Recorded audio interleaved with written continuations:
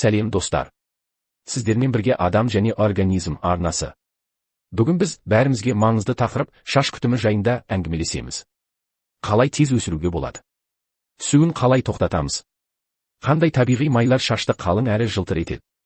Видеоны бастамас бұрын каналымызға тіркеліп, лайк басып қолдау білдіріп кетіңіздер. Видео соңына дейін бірге болыңыз, пайдалы кеңестерді жіберіп алмаңыз. Адамның сыртқы келбетінде шаштың алатын орны ерекше. Әдемі, қалың, жылтыр шаш, денсаулық пен сұлулықтың, сондай-ақ күтімнің көрсеткіші. Әсіресе әйел адамдар үшін шаш сұлулық символы, ерлер үшін де тартымдылық пен өзіне сенімділіктің бір бөлігі. Біздің шашымыз тек әдемілік үшін ғана емес, денемізді сыртқы факторлардан, күн сәулесінен, суықтан, соқыр желден қорғап, жылу сақтайды. Қазіргі заманда шаш түсу, баяу өсу, құрғақтық, сынғыштық сияқты мәселелер жиі кездеседі. Бұған себеп қоршаған ортаның ластануы, дұрыс тамақтанбау, стресс, гормондық өзгерістер, химиялық бояулар және жоғары температуралы құрылғыларды шамадан тыс қолдану. Бұл видеода біз шаштың не себепті түсетінін, оны тез өсіру жолдарын, табиғи майлардың пайдасын, үй жағдайында қолдануға болатын маскалар мен лайфхактарды егжей-тегжейлі қарастырамыз. Шаштың құрылымы. Шаштың негізгі бөлігі кератин деген белоктан тұрады. Бұл белок тырнақтарымыз бен теріміздің құрамында да бар. Шаш екі негізгі бөліктен тұрады. Шаш талшығы біз көріп жүрген бөлігі. Бұл өлі жасушалардан тұрады, сондықтан ол ауыра алмайды. Шаш түбірі терінің астында орналасқан тірі бөлігі. Ол шаштың өсуін қамтамасыз етеді. Түбір шаш фолликуласы деп аталатын кішкентай қалташаның ішінде орналасады. Фолликулда қан тамырлары мен май бездері бар. Қан тамырлары шашқа қажетті қоректік заттарды жеткізсе, май бездері оны табиғи маймен жабады. Бұл шашты жұмсақ әрі жылтыр етеді. Неліктен шаш күтімі маңызды? Егер біз шашқа дұрыс күтім жасамасақ, ол тез жұқарады, түседі, ұштары сынады. Кейін шашты қалпына келтіру үшін көп уақыт пен күш қажет болады. Ал дұрыс күтім жасау арқылы біз шашты ұзақ жылдар бойы қалың, жылтыр әрі мықты сақтай аламыз.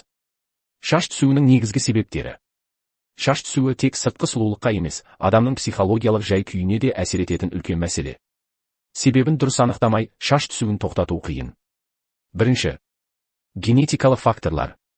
Егер ата-анаңызда немесе жақын туыстарыңызда ерте жастан шаш түсу байқалса, сізде де соған бейімділік болуы мүмкін. Бұл жағдайда шаш түсу көбіне маңдай мен төбе аймағынан басталады. Генетикалық аллопецияда шаш фолликулдары белгілі бір гормондарға сезімтал келеді. Екінші. Гормондық өзгерістер. Әйелдерде жүктілік, босанудан кейінгі кезең, менопауза, гормондық контрацептивтер қабылдау. Ерлерде тестостерон деңгейінің өзгеруі. Гормондардың теңгерімсіздігі шаштың өсу циклін бұзып, түсуін күшейтеді. Үшінші. Стресс және психологиялық факторлар. Күшті стресс кезінде ағзада кортизол гормоны бөлінеді. Ол қан тамырларын тарылтып, шаш фолликулаларына қоректік заттардың жетуін қиындатады. Бұл шаштың жаппай түсуіне әкелуі мүмкін. 4. Дұрыс тамақтанбау. Витаминдер мен минералдар жетіспесе, әсіресе тобы витаминдері, темір, мырыш, биотин, шаш әлсіреп, тез түседі. Ақуыздың жеткіліксіздігі де әсер етеді, өйткені шаштың негізгі құрылымы ақуыз, кератин. 5. Дұрыс күтім жасамау және химиялық әсерлер. Шашты тым жиі немесе өте ыстық сумен жуу. Күнделікті фен, үтік, бұйралағыш қолдану. Агрессивті бояулар мен химиялық бұйырлау. Бұл әдістер шаштың сыртқы қабатын зақымдап, сынғыш етеді. 6. Маусымдық өзгерістер. Күз бен көктемде шаш түсуі жиілейді. Бұл табиғи процесс, бірақ ол шамадан тыс болса, емдеу керек. Шашты тез өсірудің негізгі әдістері. Шашты тез өсіру тек маска жағу ғана емес, кешенді күтім. Міне басты қадамдар. Бірінші. Дұрыс тамақтану. Ақуызға бай тағамдар, жұмыртқа, балық, ет, бұршақ. Темір көздері, қызыл ет, жасыл жапырақты көкөністер. Мырыш, жаңғақ, тұқымдар. Омега-3 май қышқылдары, теңіз балығы, зығыр майы.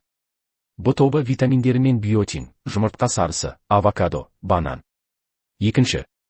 Бас терісіне массаж жасау. Күн сайын 5-10 минут саусақ ұшымен немесе арнайы массаж тарағымен массаж жасау қан айналымын жақсартады, шаш түбіріне қоректік заттардың жетуін арттырады. Үшінші. Қан айналымын жақсартатын маскалар. Қыша ұнтағы қосылған маска. Қызыл бұрыштың басы.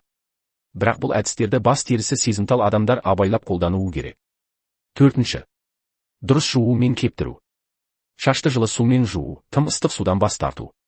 Сульфатсыз жұмсақ сусабын таңдау. Шашты ылғалды күйінде қатты сүлгімен сүртпеу, жай ғана орап қою. 5. Түнгі күтім. Жібек немесе атлас жастықтысы үйкелісті азайтады. Ұйықтар алдында шашты тым қатты байламау. Аптасына 1-2 рет түнге табиғи май жағу. Шаш түсуін тоқтатудың тиімді жолдары. Шаш түсуін тоқтату уақытты, шыдамдылықты және кешенді тәсілді талап етеді. Мұнда ең бастысы түсу себебін анықтап, соған сәйкес әрекет ету. Бірінші. Дәріханалық өнімдер. Миноксидил. Бұл әлемде ең танымал және ғылыми тұрғыда дәлелденген шаш өсіруші құралдардың бірі. Бас терісіне күніне 1-2 рет жағылады. Ерлер мен әйелдерге арналған нұсқалары бар. Тек тұрақты қолданғанда әсер береді, тоқтатқан соң шаш қайта түсуі мүмкін. Витамин кешендері. Биотин B7 шаш пен тырнақтың өсуіне жауапты негізгі витамин. Б тобы шаш фолликулдарын қоректендіреді. Темір тапшылығы анемиясында шаш қатты түседі. Мырыш шаштың қалыңдауына көмектеседі. Ампулалар мен тониктер. Laurel Ammonixil, Vachidurka сияқты арнайы ампулалар қан айналымын арттырып, шаш түсуін баяулатады. Екінші. Табиғи әдістер. Өсімдік майлары. Кастор майы шашты қалыңдатады, түсуін азайтады. Кокос майы шашты ылғалдандырып, зақымнан қорғайды. Арган майы құрамындағы Е витамині шашты қалпына келтіреді. Шөп тұнбалары. Қалақай бас терісін нығайтады, шаш түсуін баяулатады. Розмарин қан айналымын жақсартады. Түймедақ шашты жұмсартады, жылтыратады. Үшінші. Бас терісінің денсаулығын қалпына келтіру. Пилинг жасау. Аптасына 1 рет бас терісіне жұмсақ скраб қолдану өлі жасушаларды алып тастайды. Бұл фолликулдарды ашып, жаңа шаштың шығуына жол береді. Қан айналымын ынталандыру. Аптасына 2-3 рет массаж тарағын қолдану. Жылы майлармен массаж, әсіресе зәйтүн, бадам майы. Төртінші. Шашты күннен қорғау. SPF бар шашқа арналған спрейлер. Жазда бас киім кию. Суықтан қорғау. Қыс мезгілінде қалың бас киім, бірақ тым қатты қысатын емес. Судың сапасы.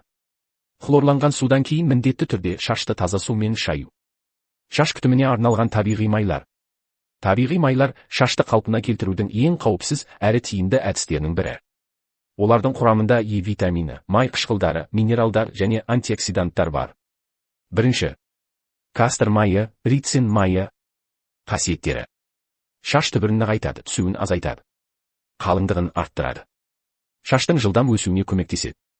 Қолдану тәсілі. Майды аздап жылытып, бас терісіне уқалап жағыңыз.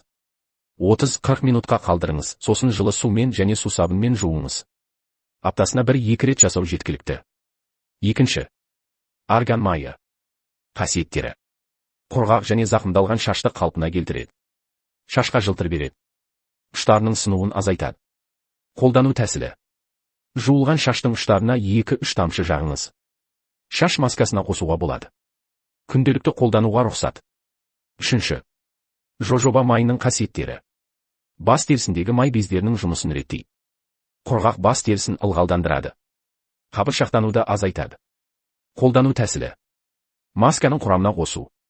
Бас терісіне тікелей уқалау. Жуылмайтын кондиционер орнына қолдануға болады. Төртінші. Кокос майы. Қасиеттері. Шашты терең ылғалдандырады. Құрамындағы лаурин қышқылы шаш құрылымына еніп, оны ішінен қалпына келтіреді. Қауіпсіз, балаларға да қолдануға болады. Қолдану тәсілі.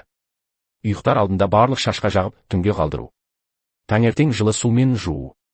Аптасына 1-2 рет қолдану ұсынылады. Бесінші. Зәйтүн майы. Қасиеттері. Құрғақ және сынғыш шашты жұмсартады. Е витаминінің көп мөлшері шашты мықты етеді. Бас терісінің қан айналымын жақсартады. Қолдану тәсілі. Жылы майды шаш түбіріне және ұштарына жағып 1 сағатқа қалдыру.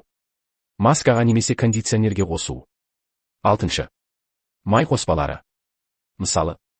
1 ас қасық кастор майы, 1 ас қасық кокос майы, 3 тамшы розмарин, эфир майы. Барлығын араластырып, бас терісіне жағып, 40 минуттан кейін жуу. Бұл қоспа шаш өсуін жылдамдатады. Үй жағдайында шаш күтіміне арналған тиімді рецепттер. Табиғи өнімдерден дайындалған маскалар шашқа зиянсыз және қолжетімді күтім түрі. Ең бастысы, оларды тұрақты қолдану. Бірінші. Шаш өсуін жылдамдататын қыша маскасы. Құрамы. 2 ас қасық қыша ұнтағы. 2 ас қасық жылы су.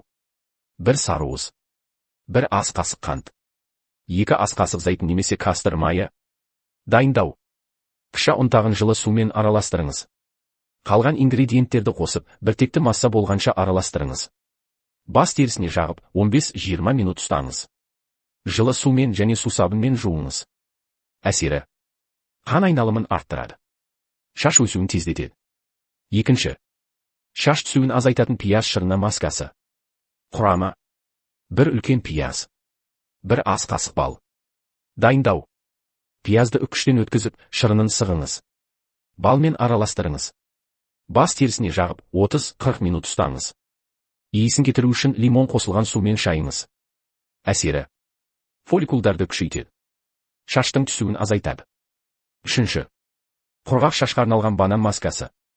Құрамы: 1 піскен банан, 1 ас қасық бал, 1 ас қасық кокос майы. Дайындау: бананды езіп, бал мен майды қосыңыз. Шаштың барлық бөлігіне жағыңыз. 30 минут ұстаңыз, сосын жуыңыз. Әсері: шашты терең ылғалдандырады. Ұштарының сынуын азайтады. Төртінші. Жылтыр беретін жұмыртқа бал маскасы. Құрамы: 1 жұмыртқа сарысы, 1 ас қасық бал, 1 ас қасық зәйтүн майы. Дайындау: барлығын араластырыңыз. Шашқа жағып, 20-25 минут ұстаңыз. Жылы сумен жуыңыз, ыстық су жұмыртқаны пісіріп жіберуі мүмкін. Әсері: шашты жұмсақ әрі жылтыр етеді. Ұштары сынғыш шашқа арналған авокадо маскасы. Құрамы: 1 піскен авокадо, 2 ас қасық йогурт, 1 ас қасық арган майы. Дайындау: барлығын блендерден өткізіңіз. Шаштың ұштарына көбірек жағыңыз. 30-40 минут ұстаңыз. Әсері: шаштың құрылымын қалпына келтіреді. Ұштарының сынуын тоқтатады. Достар, енді мен сіздерге шаш туралы қызықты мәліметтер айтатын боламын. Шаш ең жылдам өсетін тіндердің бірі. Адам денесінде ең жылдам өсетін тін бұл сүйек кемігінен кейінгі шаш. Орта есеппен айына шамамен 1-5 өседі. Орташа адамда 100 мыңнан астам шаш талшығы бар. Шаш түсіне қарай саны да өзгереді. Ақшыл шаштыларда шамамен 150-000 тал. Қоңыр шаштыларда шамамен 110-000 тал. Қара шаштыларда шамамен 100-000 тал. Қызыл шаштыларда шамамен 90-000 тал. Шаш өте берік. Bir тал шаш жіпке қарағанда мықты. Bir талын үзбей тартса, шамамен 100 грамм салмақ көтере алады. Шаш тірі емес. Біз көріп ұстап жүрген шаштың бөлігі өлі кератиннен тұрады. Ал тірі бөлігі терінің астындағы шаш фолликулында орналасқан. Шаштың өмір сүру циклі бар. Әр шаш шамамен 2-7 жыл өмір сүреді, содан кейін түсіп, орнына жаңасы шығады. Стресстен шаш ағарады. Ғылыми зерттеулер созылмалы стресс меланин пигментін азайтып, шаштың ерте ағаруына әсер ететінін дәлелдеді. Қысқы уақытта шаш баяу өседі. Күннің жарығы мен температура шаштың өсу жылдамдығына әсер етеді. Жазда қан айналым жақсы болғандықтан шаш тезірек өседі. Әлемдегі ең ұзын шаш. Гиннестің рекордтар кітабына енген ең ұзын шаштың иесі қытайлық Си Цзюпинг, оның шашының ұзындығы 5-6 метр болған. Достар, келесі видеода біз бет терісін 7 күнде жасататын табиғи әдістер атты тақырыпта видео дайындайтын боламыз. Каналымызға тіркеліп, келесі видеоны көріскенше